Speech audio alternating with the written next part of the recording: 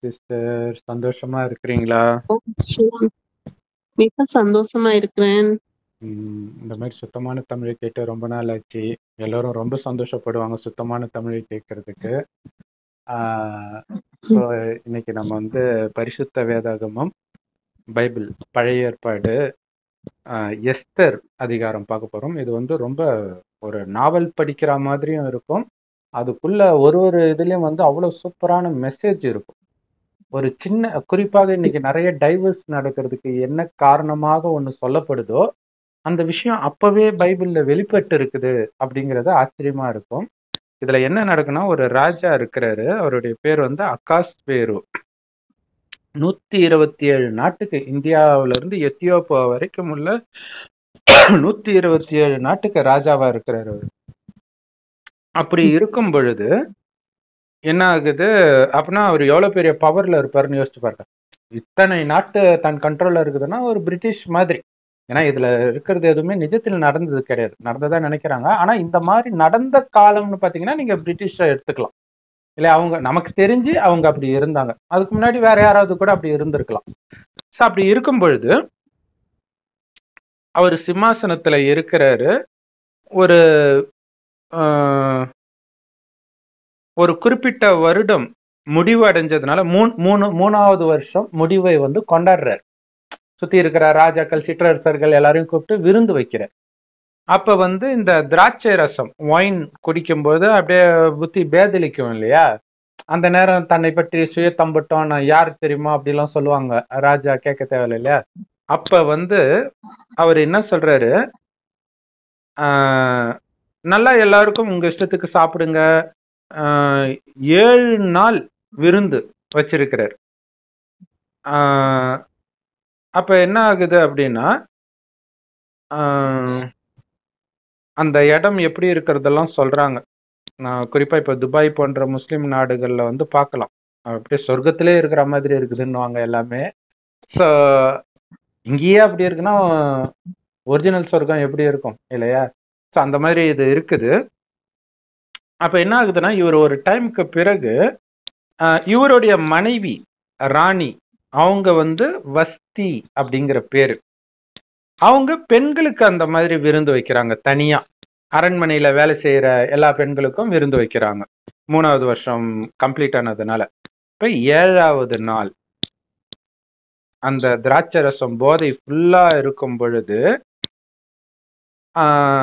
ஒரு ஒரு ஒரு எல்லாருக்குள்ளயும் இருக்கக்கூடிய ஒரு குணம், இன்னைக்கு ஃபேஸ்புக்கு எல்லாத்துலயும் பாத்தீங்கன்னா ஆவுனா செல்ஃபி எடுத்து போடுறது ஒரு பழக்கம் இருக்கும். தனியா போடுறது, அது குறிப்பா தனியா போட்டோ எடுக்கிறது வந்து பெண்கள் தான் அதிகமா போடுவாங்க. ஆண்கள் சும்மா போட்டுக்கிட்டு இருக்க மாட்டாங்க அந்த அளவுக்கு. பெண்கள்னா நிறைய ட்ரெஸ் இருக்குது, ஹேர் ஸ்டைல மாற்றிக்குவாங்க, இந்த மாதிரி நிறைய விஷயங்கள் போடுவாங்க. ஆணுக்கு வந்து இவ்வளவு அழகான பெண் என்னுடைய மனைவியா இருக்கிறா அப்படின்னு காட்டிக்கணும்ன்றதுல அவருக்கு ஒரு சந்தோஷம் இருக்கும்.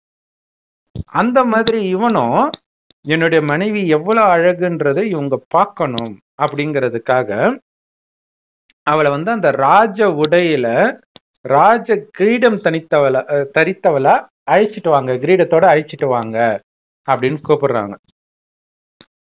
இப்ப சொல்லி ஒரு 7-8 பேரை அனுப்புறான்.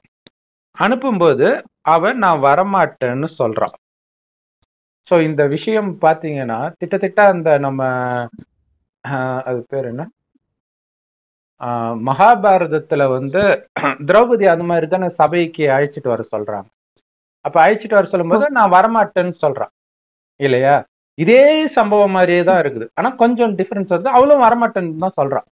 ஆனா அங்க அழைச்சிட்டு வர சொன்னது கணவன் சொல்லல, கணவனுடைய ஒண்ணு விட்ட சகோதரர்கள் சொல்றாங்க. ஸோ அவங்களுடைய எண்ணம் தவிர அதனால அவ வரமாட்டேன்னு சொல்றா. இன்னொன்னு அவ அந்த நேரம் வந்து அந்த மாதவிடாய் காலத்துல இருக்கிறதுனால தனிச்சு இருக்கிறான், அதனாலயும் வரமாட்டேன்னு சொல்றான். ஆனால் இவ ஏன் சொல்றா அப்படிங்கிறது சொல்லல. எதுவானாலும் காரணமா இருக்கலாம், கூச்சப்பட்டுட்டு வராம இருக்கலாம். அவன் இப்ப தண்ணி அடிச்சிட்டு இருக்கிறான், இந்த நேரம் வந்து அவன் கண்ட்ரோல மீறி ஏதாவது பண்ணுவான் அப்படிங்கிறதுக்காக கூட. ஏன்னா எல்லாருமே தண்ணி அடிச்சிட்டு இருக்கிறாங்க, தண்ணி அடிக்கிற மத்தியில எப்படி வருவாங்க ஒரு பெண்? அது கூட காரணமா இருக்கலாம். ஸோ எது வேணும்னாலும் காரணமா இருக்கலாம். இது எல்லாமே இன்றைய காலகட்டத்துக்கு பொருந்துற மாதிரி இருக்கும். இப்ப பாத்தீங்கன்னா அவன் வரலன்னு சொன்ன உடனே இவனுக்கு செம்ம கோபம் வருது. ஏன்னா பயங்கர தண்ணி போதையில இருக்கிறான். பெரிய ராஜா அந்த தம்பட்டத்துல இருக்கும்போது பொண்டாட்டி மதிக்கலன்னும் போது அவனுக்கு உள்ள எப்படி ஈகோ ஏறுது பாருங்க. செம கோபம் ஆயிடுறான் அவனுக்கு. அப்ப என்ன பண்றான், அவங்க முன்னாடி வந்து அவன் முன்னாடி நிறைய ராஜாக்கள் உட்கார்ந்துட்டு இருக்கிறாங்க, 7 பிரபுக்கள். அப்ப இல்ல தனியா தனிமையில இருக்கும்போது மனைவி கணவனை அவமதிச்சா அது பெரிய விஷயமா தெரியாது. ஆனா எல்லாரும் முன்னாடியும் தன்னை வந்து மிக உயர்ந்தவர்களாக நினைக்கிறவங்க மத்தியில அவமானப்படுத்தும் போது அது பெரிய விஷயமா தெரியும். இன்னைக்கு டைவர்ஸுக்கு அது ஒரு முக்கியமான காரணமாக பிரபலங்களுமே சொல்றாங்க. பிரபலங்கள் இப்ப ஜெயம் ரவி ஆகட்டும், பப்ளு பிருத்திவிராஜ் அவருமே அதை தான் சொன்னார். என்னை வந்து மரியாதையை கொடுக்க மாட்டா மத்தவங்க முன்னாடி அப்படின்னு இதை ஒரு காரணமா சொல்லிதான் பிரியறாங்க. அப்ப அது வந்து ஆணுக்கு வந்து அது ஈகோ ஹர்ட் ஆகுது. அந்த ரகசியம் இங்க எந்த அளவுக்கு இட்டுட்டு போய் விடுது அப்படின்னா இங்கேயும் அதே மாதிரிதான் டைவர்ஸ் மாதிரி தான் ஆகுது. இப்ப வந்து இந்த நியாயப்பிரமாணம் ராஜநீதி சொல்றவங்க கிட்ட வந்து கேக்குறான், இந்த மாதிரி என் பொண்டாட்டி பண்ணிட்டா என்ன பண்றது அவளுக்கு அப்படின்ட்டு. அப்ப அவங்க என்ன சொல்றாங்க, உன்னை மட்டும் அவமானப்படுத்தல ராஜா, இத்தனை பிரபுக்கள் வந்திருந்தாங்களே பல நாடுகள்ல இருந்து, அவங்களையும் சேர்த்து அவமானப்படுத்தி இருக்கிறா. அதனால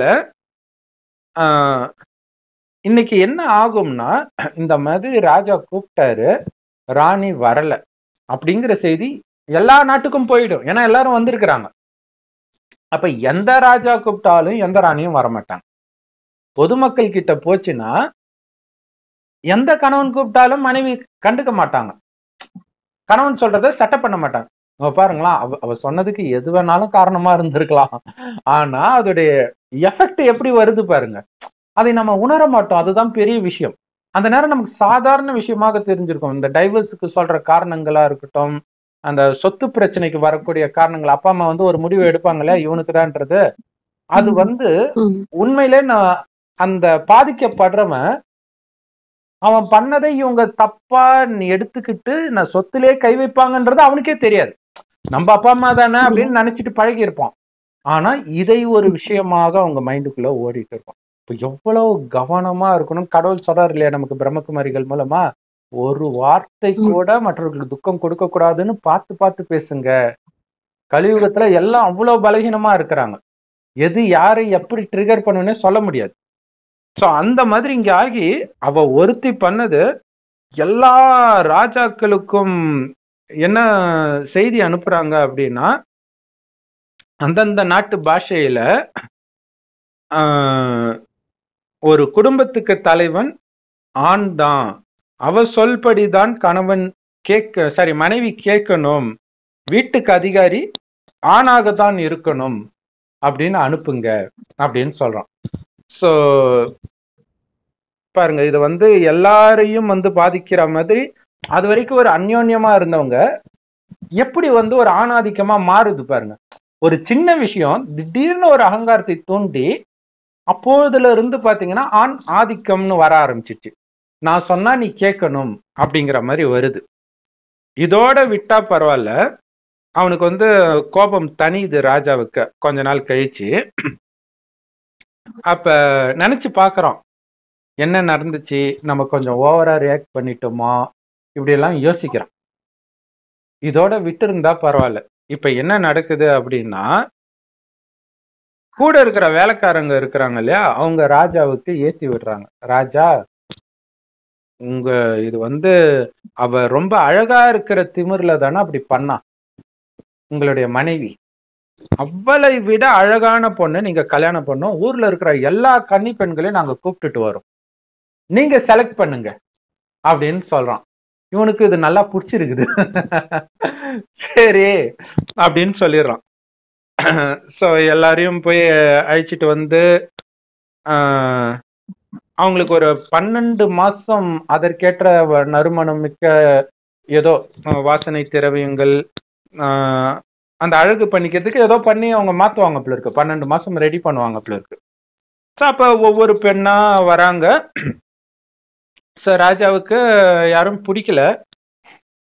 அப்ப வந்து இது ஒரு பக்கம் நடந்துட்டு இருக்குது.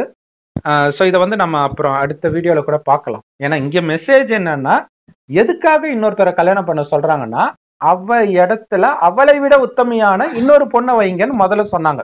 ஏன்னா அவனுக்கு நிறைய மனைவி இருப்பாங்க ஏற்கனவே. ஆனால் அவன் வைக்கல அப்படின்னா என்ன அர்த்தம்? அவனுடைய மனம் அவ மேலதான். ஏன்னா அவ அழகுல தானே, அழகை தானே வெளியில எல்லாரும் பார்க்கணும்னு நினைக்கிறான். அப்ப அவ அளவுக்கு அழகா அவனால எதையும் நினைக்க முடியல. அதனால அவளை விட அழகாக ஒரு பெண்ணை நாங்க பாக்குறோம் உங்களுக்கு அப்படின்னு அழைச்சிட்டு வராங்க. சோ இப்ப இவளை வஸ்தின்ற பொன் மனைவிய தள்ளி வச்சிடுங்க, அந்த இடத்துல வேற ஒருத்தையும் நீங்க உட்கார வைக்கணும் அப்படின்னு தூவி விடுறாங்க. சோ யாருக்கெல்லாம் என்னென்ன டென்ஷனோ தெரியல இல்லையா? ராணி எல்லாரும் அப்படி ஒரு அகங்காரத்துல ஏதோ பண்ணிருப்பால, எல்லாம் சேர்த்து மொத்தமா வருது பாருங்க. இதுல அதெல்லாம் தெளிவா சொல்லாட்டினா கூட அது புரிஞ்சுக்கக்கூடிய விஷயம்.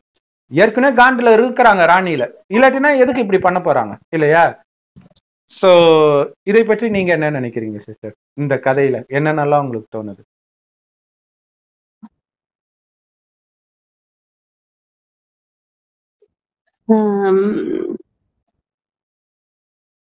பெண் பெண் என்றவ பார்த்து இப்ப அழகன்ற ஒரு விஷயம் இருக்குதானே அண்ணா, அழகன்ற ஒரு விஷயத்தை பார்த்து மயங்குற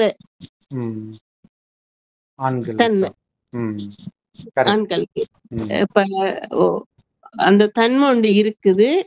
அதால அந்த பெண்ணை பொறுத்த அளவுல இப்ப ஒரு பெண் என்றவள் அவ வந்து ஒரு பகட்டு தானே கூடுதலான. கண்டிப்பா.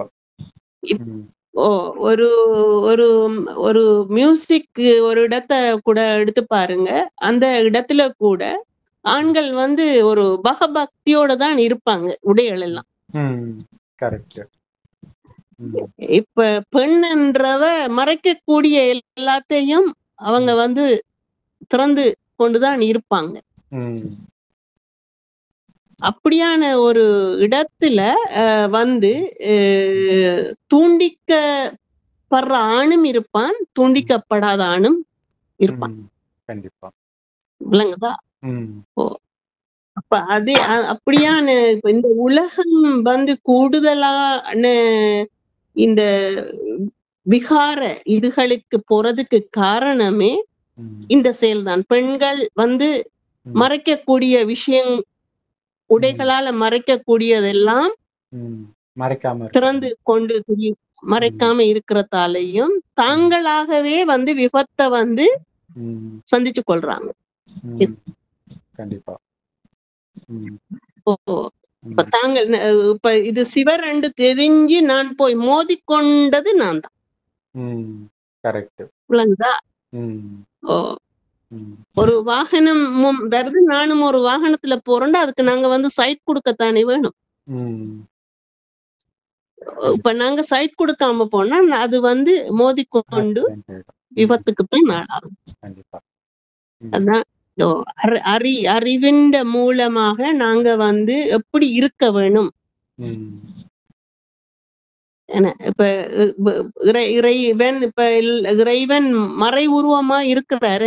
எங்களுக்கு எல்லாத்தையும் வந்து மறை இதாகத்தான் சொல்லி கொண்டிருக்கிறார். கேட்பது கேட்காதது அவரவர் போக்கு. என்னன்னா இதுல இன்னொரு விஷயம் என்னன்னா, அவன் வந்து அந்த பெண்ணுக்கு வந்து நான் அழகா இருக்கிறேன், அதனால ராஜா நான் என்ன பண்ணாலும் எதுவும் பண்ண மாட்டாருன்ற ஒரு கான்பிடன்ஸ் இருக்குது. மற்ற எல்லாரையும் விட நான் தான் அவருக்கு பிரியமான மனைவின்றது அவளுக்கு தெரியுது. ஆனா அது ஒரு செகண்ட்ல தலைவிதி மாறும்ன்றது அவ எதிர்பார்க்கல. அப்ப என்னதான் அவன் வந்து ஒரு அழகுக்கு, காதலுக்கு, காமத்துக்கு மயங்கினவனா இருந்தாலும் அந்த ஈகோ அடிபடும் போது அவனுடைய முடிவு வேற மாதிரி இருக்குது. அவர் வந்து அந்த இடத்துல பாதிக்கப்படுறது யாரு? அந்த பெண். கண்டிப்பா. அவதான் பாதிக்கப்படுற. அப்ப அவ என்ன செய்வா? எந்த அழகால என்ன ராஜா வந்து மிஸ் பண்ண மாட்டார். அவட எண்ணம். அப்படி கரெக்ட். ராஜா என்ன யோசிப்பார், ஓ என்ன தேடி நீ வந்திருக்கிறா வா. ம் அப்ப அவர் வந்து அவருக்கு தேவையானதை எடுத்துக்கொண்டு கரெக்ட். அவரோட பாதையில அவர் போய்க்கொண்டே இருப்பார். பாதிப்பை வந்து நாங்க தான் எடுத்துக்கொள்ளணும். கண்டிப்பா. ஏன்னா இது வந்து நிறைய அழகான பெண்கள் பண்ற தவறாக இருக்குது. நிறைய அழகான பெண்கள் சின்ன வயசுல பாத்தீங்கன்னா நிறைய ஆண்களை அலைய விடுவாங்க, அந்த அழகு இருக்குன்ற ஒரு திமிர்ல.